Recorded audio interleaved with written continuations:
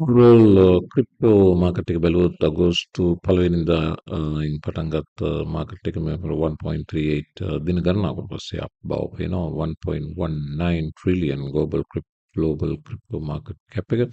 ඒ වගේම විශේෂ සිදුවීමක් තමයි බිලියන 20 ගණන් වල තිබ්බ ක්‍රිප්ටෝ මාකට් එකේ total daily volume එක බිලියන 40 දක්වා ජම්ප් එකක්. ඒ කියන්නේ almost double නෙමෙයි අපි කියමු 50-60% increase එකක් සැලකියුතු increase එකක් සිද්ධ වී තිබෙන බව පේන්න තියෙනවා.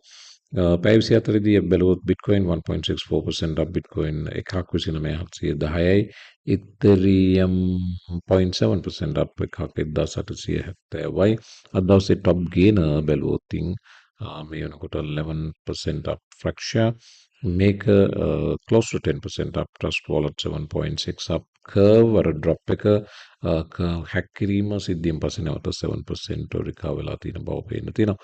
තවත් ඉන්නවා curve එකෙන් පස්සේ XDC now 7% up Phantom 6% up losersලා ඒ තරමට නෑ GMX 4% down BSV පහුගිය දිනවල අප් වෙලා තිබ්බා 3.6 down synthetics 3% down quant 1% down ආදී වශයෙන් මේ විදිහට තමයි අද දවසේ gainers losersලා ඉන්නේ.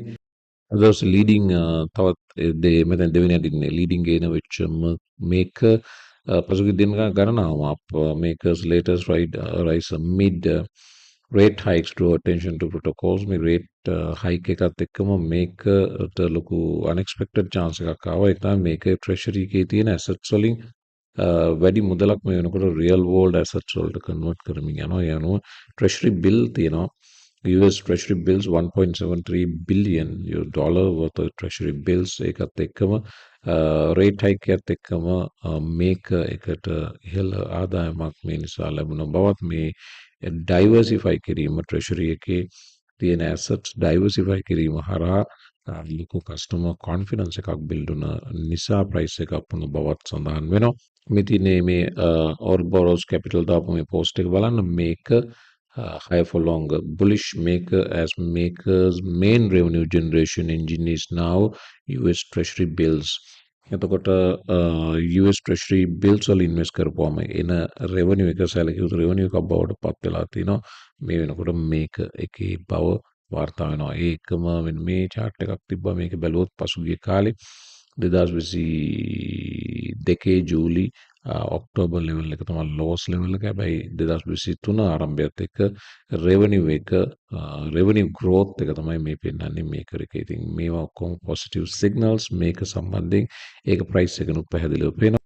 මේ තියෙන්නේ ඒ chart එක මේක මේ සටහනකුත් දාලා තිනවා මේ bottoming tail එක දවස් 2023 ජූනි 10 price එක drop වුණා $510ට අද වෙනකොට 1348යි තාමත් trending upwards එකෙම පේනවා price එක 3 times විතර grow වෙමින් යන බව. Coinbase ඊයේ දවසේ අපි සිද්ධියක් කතා කරා ICC එක Coinbase තර්ජනය කරා කියලා සියලු crypto trading නවත්තන්න Bitcoin ඇරුණුකොට කියලා ඒක ගොඩක් දෙනා Bitcoin සම්බන්ධ positive news එකක් විදිහට ගත්තා Max Guys කෙනෙක් Max Guys කිව්වා ඒ කතාව ඇත්ත ICC කියන කතාව අනිත් ඔක්කොම trading නවත්තලා Bitcoin විතරයි trade කළ යුත්තේ කියලා ඒ කතාව දිගින් දිගටම ඇදිලා යනවා නැටලි බ්‍රුනෙල් කියන්නේ ක්‍රිප්ටෝ විශේෂයෙන්ම Bitcoin සම්බන්ධ spokesperson කෙනෙක් Bitcoin ගැන විශේෂයෙන්ම කතා කරන වගේම Bitcoin proponent කෙනෙක් මේ සම්බන්ධයෙන් Fox business සමග තිබ්බ ඉන්ටර්වියු එකේදී නැටලි බ්‍රුනෙල් කියපු කතාවක් මයිකල් සේලර් විසින් ෂෙයා කරලා තිනවා Twitter post එකක් විදිහට අහලා බලන්න පෙපර් කීපයක් නැටලි බ්‍රුනෙල් මේ සිද්ධිය සම්බන්ධයෙන් කතා කරේ මොන වගේ කරුණු දැක්වීමක් කරේ කියන එක සම්බන්ධයෙන්. Can I ask you more about this Coinbase situation? Because the CEO is basically saying that the SEC said you can trade Bitcoin, but you've got to stop trading everything else. So how are they deciding in this ecosystem what would live and die? Is it based on these principles that you just laid out? Is in some way Bitcoin proving itself to be more reliable, more transparent than, say, Ethereum? We were just showing it on the screen a second ago.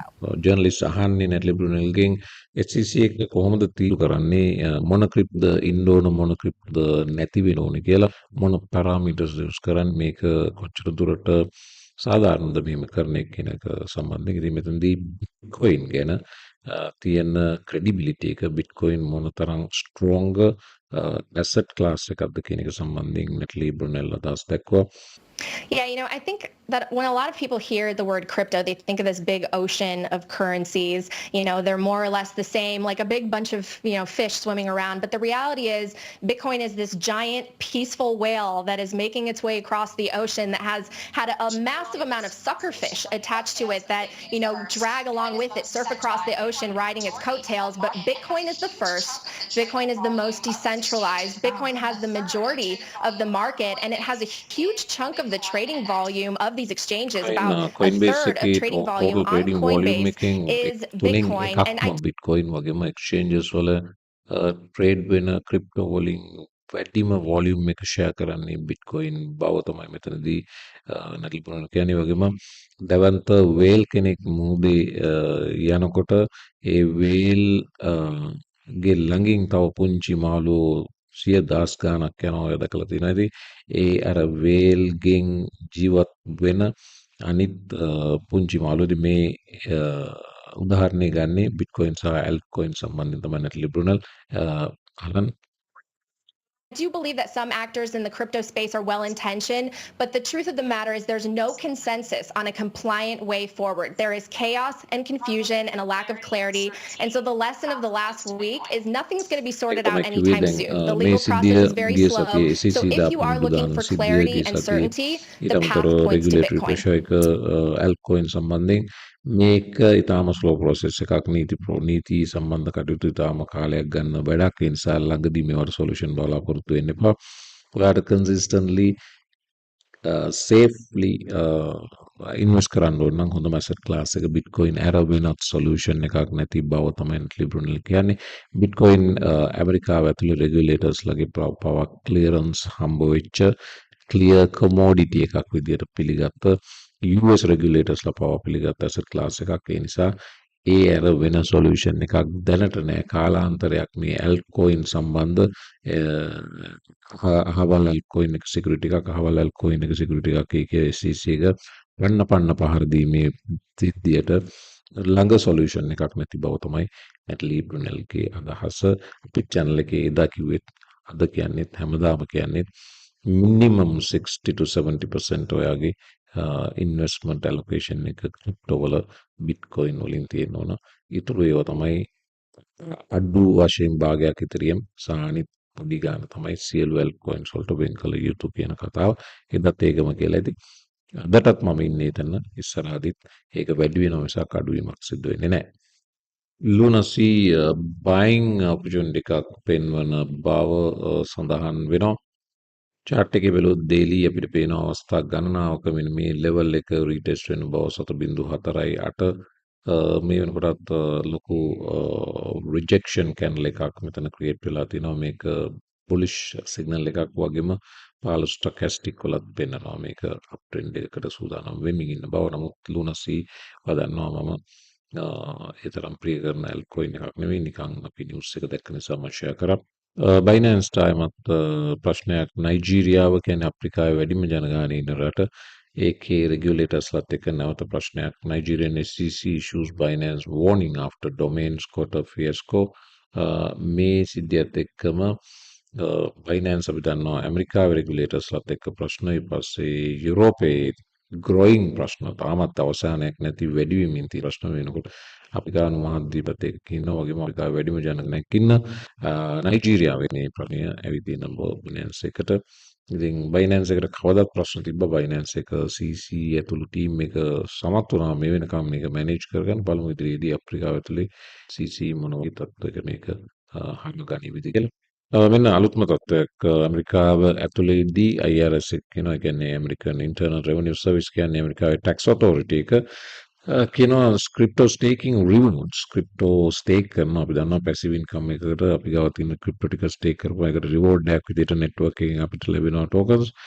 A reward එක investor අතටපත් වුණ සැනින් ඒක taxable income එකක් විදිහට ගණනය කරන්න සිද්ධ වෙන බව සඳහන් කරලා තියෙනවා. මේවා ඉතින් ක්‍රිප්ටෝ මැචුව වෙනවා කියන්න සිග්නල් ඇතරම මේක ෂෝට් ටර්ම් නෙගටිව් නිවුස් එකක්. නමුත් ලොන්గ్ ටර්ම් මේක පෙන්වන්නේ regulators සහ මේ government institutions මේවට change වෙමින් සැකසෙමින් ඒවට පියවර ගනිමින් ඉන්න බව තමයි පේන්න තියෙන්නේ. ඉතින් කොහොමදත් ඉන්කම් එකක් ඩිසෙන්ට්‍රලයිස් වර්ල්ඩ් එකේ ඉන්නකම් හංගගෙන ඉන්න පුළුවන්. නමුත් ඉතින් මේක හංගගෙන ගහන්න පුළුවන් බිස්නස් නෙමෙයි නේද? මේක එලිපිට කරන්න ඕන සැඟව කළ හැකි අන්ඩර්ග්‍රවුන්ඩ් බිස්නස් එකක් නෙමෙයි ක්‍රිප්ටෝ කියන්නේ. ඉතින් මේකට ගවර්න්මන්ට් ඔතොරිටිස් වලින් ටැක්ස් ගන්න එක ඉන්කම් එකකට සාමාන්‍ය සංසිද්ධියක්. ඒක ඔන්න ක්‍රිප්ටෝ ස්ටේකින් වලටත් සිද්ධ වෙලා තියෙන බව පේන්න තියෙනවා.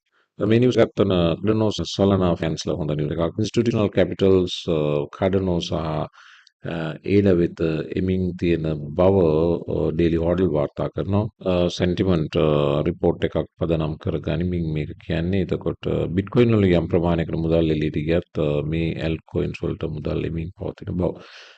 ඉතින් good news එකක්. ඉතින් ඔන්න මම වීඩියෝ එක හමාර කරනවා. දවසෙත් වීඩියෝස් 3ක් වාර්තා තියෙනවා. බිට්කොයින් ප්‍රයිස් එක යම් ප්‍රමාණයකට රිකවරි වෙමින් පවතින මේ තියෙන අලුත් ඩේලි කැන්ඩල් බලමු අද දවසේ මේ පැවිසරේ කොයි වගේ ප්ලේට් වේව්ද කියන එක.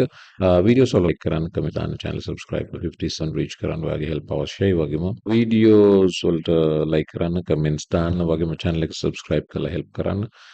කමියුනිටි එක 57000 වලට grow කරන්න ඔයාගේ උදව් අවශ්‍යයි. වගේම day trade කරන්න interest rate Patreon link එක තියෙනවා YouTube video description box එකේ හරහා ඔයාලට credit card වලින් pay කරන්න පුළුවන්. වගේම PayPal account එකකින් pay කරන්න පුළුවන්. නැත්නම් HNB commercial bank debit card credit card ඕන එකකින් pay කර හැකි බවත් community එක දන්වලා තිබ්බා. සම්බන්ධ වෙන්න මේ growing global day trading community එකට දැනුම share කරගන්න long term consistent trader කෙනෙක් වෙන්න අපි දැනුම share කරගෙන ඉගෙන ගනිමු. එවන හැමෝම මතල් පිටිකෙත් එක්ක සුබ දවසක්.